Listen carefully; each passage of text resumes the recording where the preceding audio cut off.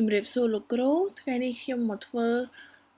ការ practice អំពី lab ទី5ដែលនិយាយអំពីការ install Yum ឥឡូវនេះខ្ញុំនឹងប្រើ command install Yum sudo Yum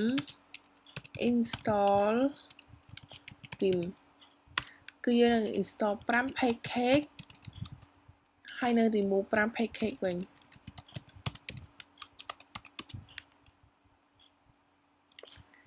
នេះ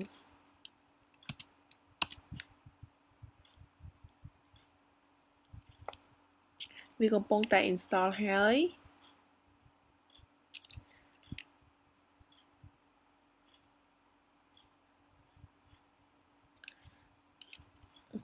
អូខេ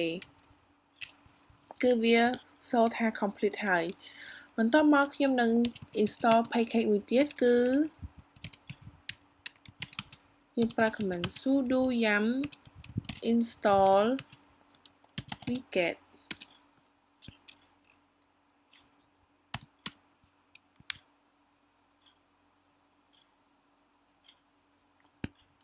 នេះ package ទី2គឺបាន install រួចហើយបន្ទាប់មកខ្ញុំនឹង install sudo yum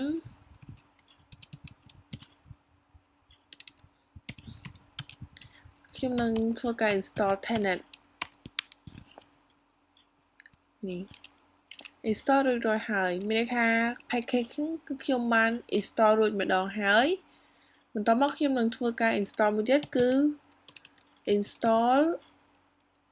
gym sudo yum install gimp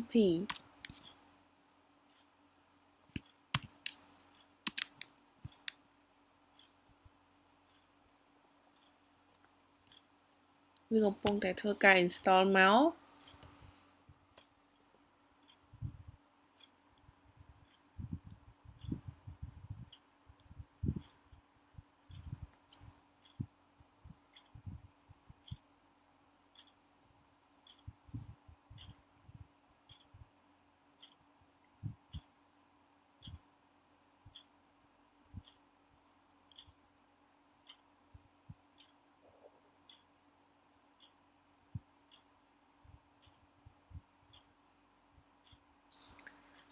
នេះគឺវាបាន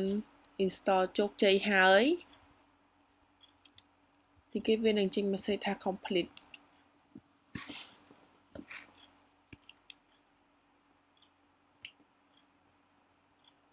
នេះវារៀង female រៀងយូរដែរបន្ទាប់មកខ្ញុំនឹង install មួយទៀតគឺ sudo yum install Thunderbird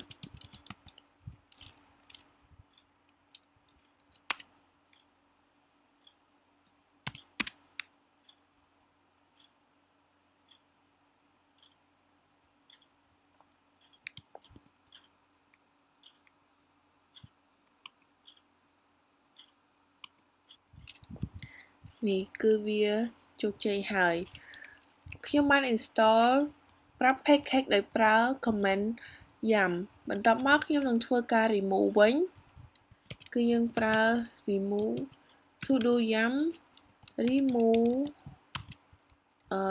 gimp នេះអូខេ remove វារៀងដើរលឿនជាងនេះគឺ complete ហើយបន្ទាប់មកខ្ញុំនឹងធ្វើការ remove មួយទៀតគឺ sudo yum remove Thunderbird អ្វីដែលយើងត្រឹមតែ install មិញអូខេសូមអរគុណលោកគ្រូ